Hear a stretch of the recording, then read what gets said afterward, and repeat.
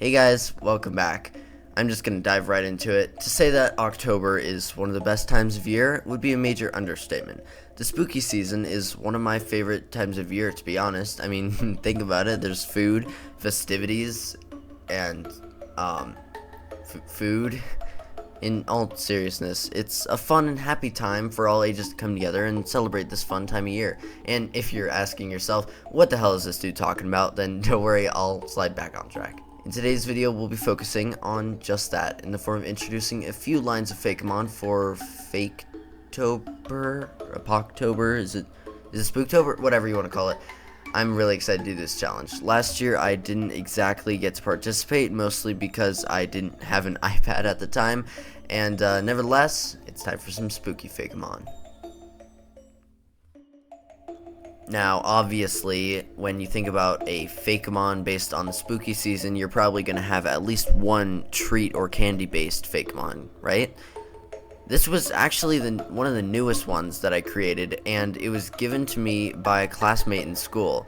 The other day, I was asking one of my friends for ideas on a October spooky-based Fakemon and what I should do, as I explained a few of the concepts that I had already gotten, but I was looking for something a little more lighthearted and cuter than all the others. And she suggested that I created a candy corn rat. As silly as the idea sounded, I couldn't resist it, so I had to sketch it out in one of my notebooks during class, and it turned out to be pretty good. That night I went home, sketched it, really liked it, and then I rendered it the next morning, and here we are with this little goober, which I have named Spekernal. Basically, a little candy corn rat with a phantom-like rat tail as it zooms across the floor and skies of a harvest moon. I gave it cute little eyes. I was debating whether or not to give it these beady rat eyes or one of those more Pokemon-esque eyes, but I figured that it would suit it better if it had the beady classical rat eyes, just with a little extra detail thrown in there. I didn't want to just make it segmented, so it was a normal white border on the face and then a yellow border on the back with the main color being orange, so I split it up to more of a gooey, kind of sudsy looking pattern, just to break it up rather than it being line by line in only 3 boring colors. And rather than just white, I added a little more orange to the hue to make it more of a cream color rather than just pure boring white. And of course the contrast of a purple-ish bright white with a little bit of pink mixed in there. That was to throw in kind of a candy-esque color just to show the ghost typing a little more. Spekernal, the candy corn Pokemon. Though Spekernal can group in thousands to take down nearby enemies, not much is known about Spekernal, as it appears to have a physical body, but has a spirit-like tail zipping across farmlands with nothing but a yellow light to be seen. Spekernal is great, you know? I mean, all my friends have given me positive feedback from its design. The evolution was the tricky part. When coming up with the evolution, I probably had to go through about 3 or 4 drafts of different designs that were completely sketched. Luckily, I didn't have to waste my time rendering all of them, but this was definitely a challenge. Originally, I thought of maybe if I had it somewhat like a wishy-washy styled form, being a bunch of tiny little rat candy corns mixed up to make one giant corn on the cob of candy corn with 2 shiny eyes and big phantom whiskers would be a cool twist on the design that we don't really see. As I've learned, Pokemon doesn't really like to repeat those unique styled gimmicks in their own Pokemon, such as Wishy-Washy or Palafin or Spinda. They don't really repeat those. I don't think they ever have. So, after feedback, I got a lot of it, saying that the entire design felt a little too cluttered and not really impactful in any way. And obviously it wasn't that dramatic, but I did take the feedback very seriously, so I revamped it into what my friend suggested, a cornball. He was pretty serious about that, yeah. So I tried it out by sketching a very round, chunky boy made up of all these little candy corn patterns with what looks to be a grown-up version of the first stage's head with a strange cape phantom tail thing.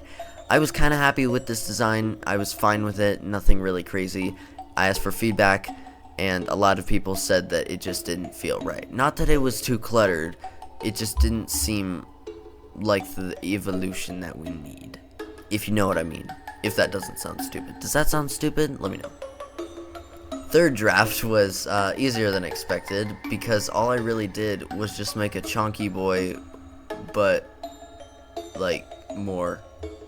I made his head tilt up because I thought that that perspective would just suit the design better, and I guess I did kind of in the end stick with that whole cornball vibe, but not as corny. I'm sorry.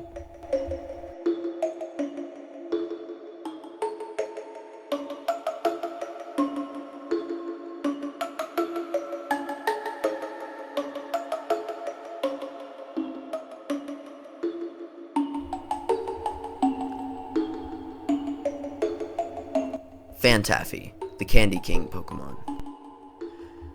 Only on one night of the year will you find a rare Pokemon known as Phantaffy. Phantaffy is the king of its previous forms, issuing commands and controlling thousands of them simultaneously with its candy-like neck piece.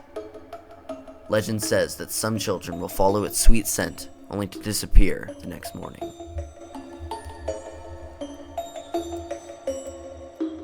Obviously, candy corn is a must-have, or at least some species or kind of sweet treat Pokemon for Poktober, I guess. But what's more iconic than candy in Halloween? In my personal opinion, I think it would be a sin to not make a pumpkin-based Fakemon. Or at least Jack-o'-lantern. Sure, we have Gourgeist and Punkaboo, but they're not really the pumpkin Pokemon that we need. I think we need something a little more lively. Honestly, this concept is a good one, yes, but fairly simple in my eyes. All I really did was just think for a second on what would be a good mix with a jack-o'-lantern, and I thought it would be funny if it was a turtle with a pumpkin jack-o'-lantern shell. My idea for this was, what if the shell or jack-o'-lantern shell of this tortoise had souls inside of it instead of normal orange light? And the souls were basically the victims of its past battlers. So, perfect material for our children's video game concept, no? I wanted to have some sort of cute starry eyes to contrast the visuals of the dark and menacing pumpkin shell face, but in the end I just thought it'd be better if its eyes were covered by a part of the pumpkin growing on its head, rather than, contrasting starry eyes. I also just realized after completing this design, it looks a lot like Appleton. That was completely unintentional, and you don't have to spam that in the comments. I know somebody probably already has, but I'm aware. I'm aware. Let me know what you think. Here's Spiritoise, the Hallowed Soul Pokemon. Only on the nights of a harvest moon will there be a chance to spot this strange Pokemon. Though friendly to those it trusts, it is said to harvest souls and keep them in its pumpkin-like shell, and seems to use them as power in battle. The shell itself is harmless to humans, but rumors of Pokemon going missing after touching the inside of the shell are rather popular. So, you probably shouldn't let your Alolan Marowak peek inside this pumpkin, or else you might never see him again. This is probably a very popular fact, but did you know that Australia used to be a major source of gold? In fact, I think in the 50s or 20s or somewhere around that time, maybe even 1800s, there was a major gold rush, and it was probably Australia's, I think, third largest gold producer. This town called Gwalia, or Gwalia, however you pronounce it, was one of the main sources for people hunting for gold. And eventually, as all towns do, it ran out of gold and eventually became a ghost town.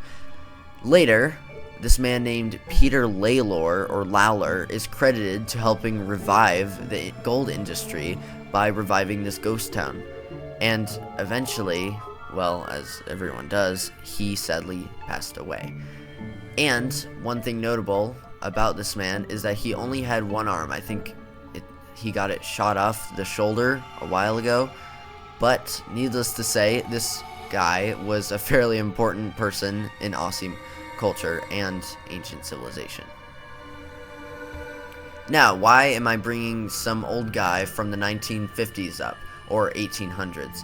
Well, that's because I had this funny idea. I like scarecrows, and I think they're rather cool, and I don't know, something off about them that just seems so intriguing, you know? So, here's a crazy thought.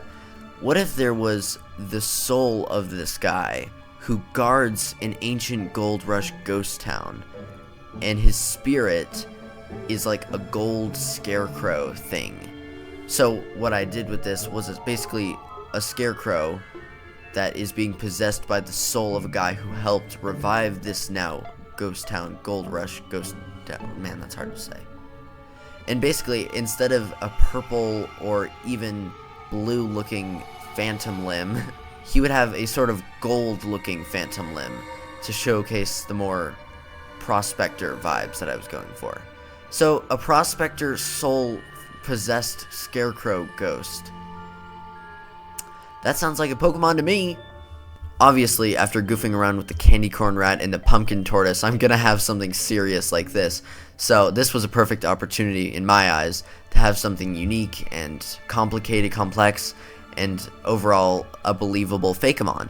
I also love how this design isn't symmetrical. I love when Pokemon designs aren't symmetrical, like Kyurem, or I can't think of any others at the moment.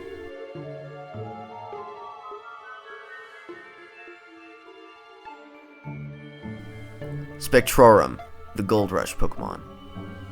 Only during the nights and breezy afternoons of a harvest moon will you find this unorthodox Pokemon. It is said that Spectraurum is the spirit of a man who revived an old ghost town during the Gold Rush. After his death, this Pokemon started to appear around the town and near crops. Legends are told about this Pokemon to children, and while it may scare children of the Osseous region, farmers say it is a sign of good fortune and seems to shoo away Murkrow from feasting on the crops. For the last Spookymon of today's video, I have for you guys nothing less than an amazing design. You guys have probably seen this design around, as it's literally in my new Halloween logo, banner, and I've even teased it a few times in the Discord server. So if you're not aware of this, then you definitely should be, because I've also mentioned his name, or not his name, I've teased him in at least 2 videos by now. This is a highly anticipated ghost type, and I'm very proud to show this design. Way back in the Psychic type video, I teased this Pokemon as I said that the new evolution to a Jatu, newly reworked, has some sort of counterpart which it needed to adapt to eventually get this new evolution. And that's why the proportions are so drastic from Xatu versus, well, a Jatu. It's because the whole point is so it looks more menacing to tower over this enemy that it's created in Osseous. And even when I was reading its dex entry in the first Psychic type video, I filtered out when I said its name or mentioned this enemy Pokemon of a Jatu. And in its newly reworked video, I think that was 2 or 3 videos ago, I didn't censor it out, but I didn't read the dex entry. So if you guys managed to pause it in time to read it, then you'll probably already know his name. But you probably didn't do that. My thought process for designing this was basically an ancient aboriginal statue of an owl, or owl mask, that was being possessed by some sort of ancient godly Pokemon spirit. So I gave the mask a kind of Aztec aboriginal vibe with the horns of some sort of owl demon, because, well, the inspirations are not just from a scary owl, but also an aboriginal god called Malingi, I think. Basically, this is the Australian god of hate and death and the night. Yeah, I think it's basically just all things bad, really. Hence why it has Mal in the name. The description of this aboriginal god goes on to say how it is a black demon with the knees of stone and glowing red eyes of coal. That's a nice image, isn't it? And I think it has horns, but I'm not 100% sure about that. It's a pretty spooky concept, but a good enough one, and the design is toned down enough to the point where I think if this was an real Australian region, then it could fit the design just right. Oh, and for all the other Spookymon, yes, those will be included in Project Dreamtime, just for those of you who are curious. And if you don't know what Project Dreamtime is, then be sure to check out the playlist, because so far I think this is our 10th or 11th video so far covering Osseous. Malvex, the cursed spirit Pokemon. Malvex are said to be ancient cursed spirits of what were once god Pokemon hundreds or thousands of years ago. Malvex are extremely rare as they can only be seen possessing ancient statues that clans would worship over 10,000 years ago. It is said that the source of Malvex power is the runestone on its chest, which has had many theories stating that the runestone is what binds Malvex here on Earth for eternity to suffer. The wings and talons on Malvex's body are made purely of ghostly energy, meaning that the shape and size of its limbs can change at any time. Whew, that was a lot. These guys took a lot of time, and I'm really happy with how they turned out. And if you guys are wondering, well, how would these guys even work? You're not going to let them, say, be around during Christmas time, are you? No. My thought process for this was maybe a week or two out of the entire year, could be a month even. There would be the certain area of the Osseous map, maybe a farmland, that changes to a beautiful, festive carnival festival, fall festival, I guess. And the moon changes color from, well, white to a nice reddish orange hue, a harvest moon. And throughout this month, Spekernal and Spectraurum and all the other guys will be available, and you can even catch shiny versions of them, though it'll be extremely rare. And yes, you can breed them so you can get shinies technically whenever, but I thought it would be a fun little detail if there was a certain time of year where you could catch these little guys. As for Malvex, this would be a very exclusive Fakemon, as you can only obtain it in certain temples throughout the map, in the jungles or deserts of Osseous. Anyways, that's going to be it for today's video, guys. I hope you enjoyed the new spooky Pokemon for Poktober, and be sure to like and subscribe if you enjoyed the video. Let me know which one was your favorite. Be sure to have an awesome spooky season. Rex out. Peace.